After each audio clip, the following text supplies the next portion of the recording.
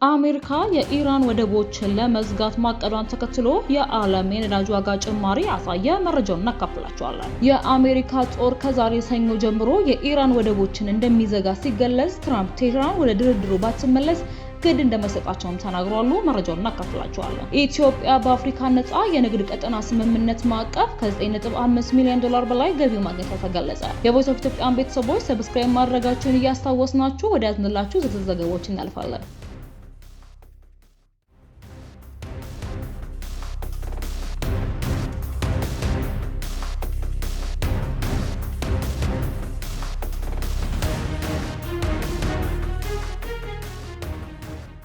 አሜሪካ የኢራን ወደቦችን ለመዝጋት ማቀዷን ተከትሎ የዓለም የነዳጅ ዋጋ በከፍተኛ ሁኔታ ጭማሪ አሳየ። አሜሪካ ወደ ኢራን ወደቦች የሚገቡና የሚወጡ መርከቦችን ለማገድ የባህር ላይ ከበባ እንደምታደርግ ማስታወቋን ተከትሎ በዛሬው ዕለት ሰኞ ሚያዝያ 6 2018 ዓ.ም በማለዳው የገበያ ግብይት የነዳጅ ዋጋ ጭማሪ አሳይቷል። አልጀዚራ እንደዘገበው የአሜሪካ ድፍድፍ ነዳጅ ዋጋ 8% በመጨመር በአንድ በርሜል $104.24 ደርሷል። የዓለም አቀፍ መለኪያ የሆነው የብሬንት ድፍድፍ ነዳጅ ዋጋም በ70% ጭማሪ በማሳ በበርሜል $100 ሆኖም ተመዝግቧል።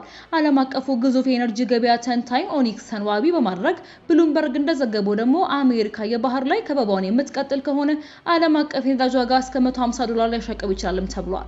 የአሜሪካና የእስራኤል ጥቃት በኢራን ላይ በየካቲት 1 ከመጀመሩ በፊት በአንድ በርሜል $70 ገደማ ይሸጥ የነበረው የብሬንት ነዳጅ ጦርነቱ ከተጀመረ በኋላ ከፍተኛ መዋዠቅ የታየበት ሲሆን በአንድ በርሜል እስከ $119 ደርሶ እንደነበር ይታወሳል። ባለፈው ሳምንት አርብ ሚያዝያ 3 2018 ዓመተ ምህረት አሜሪካና ኢራን በፓኪስታን ንግግር ከማድረጋቸው በፊት ለሰኔ ወር የሚቀርብ የብሬንት ነዳጅ ዋጋ በ0.8% ቀንሶ በበርሜል $95.20 ገብቶ ነበር። የአሜሪካ ጦር ከዛሬ ጀምሮ የኢራን ወደቦችን እንደሚዘጋ ሲገለጽ፣ ትራምፕ ቴህራን ወደ ድርድሩ ባትመለስ ግን እንደማይሰጣቸውም ተናግረዋል።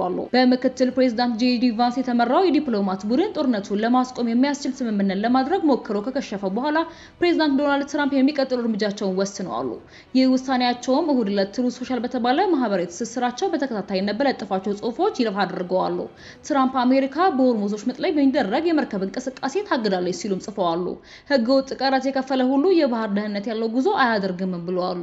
አሜሪካ ለሀገራት የመርከብ ጉዞ ደህንነት ለማረጋገጥ በሆርሙዝ ወሽመጥ ባህር ውስጥ የተጠመዱ ፈንጂዎችን ማጽዳቷንም ትቀጥላለችም ብለዋል።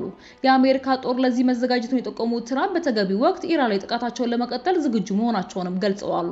በፓኪስታን ኢስላማባድ ለ20 ሰዓታት የተደረገው ድርድር መሻሻል የታየበት መሆኑን ቢጠቅሱም ትራምፕ ኢራን የኒውክሌር ድርጅቷን እንድትገታ አሜሪካ ያስቀመጠችውን አቋም አታሟላም ብለዋል።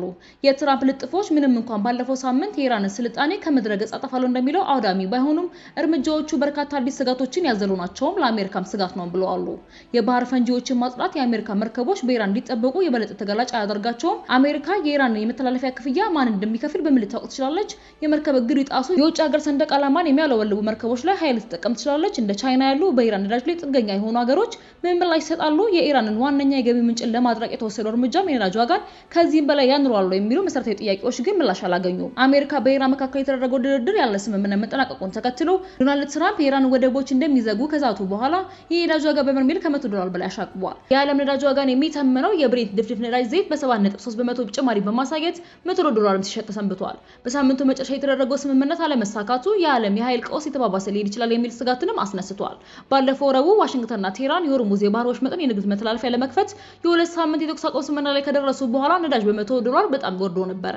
አሜሪካ ኢራን ወደቦች ለመዝጋት ስትዘጋጅ የዓለም ነዳጅም ዳግም አሻቅቧል። አሜሪካና እስራኤል በኢራን ግዛት ላይ የመጀመሪያውን የአየር ድብደባ ካካሄዱበት ቀን ጀምሮ የተከሰተው የመርከብ መስተጓጎል ግን በ10 ዓመታት ውስጥ እጅግ የከፋ መሆኑን ተናግረዋል። በባህረ ሰላጤ ውስጥ የተፈጠረው መስተጓጎል ከኤነርጂ ዘርፉ በላይ ተጽዕኖ አሳድሯል። የአካባቢው ሀገራት በየዓመቱ ከ26 ሚሊዮን በላይ ኮንቴይነሮችን ያስተናግዳሉ።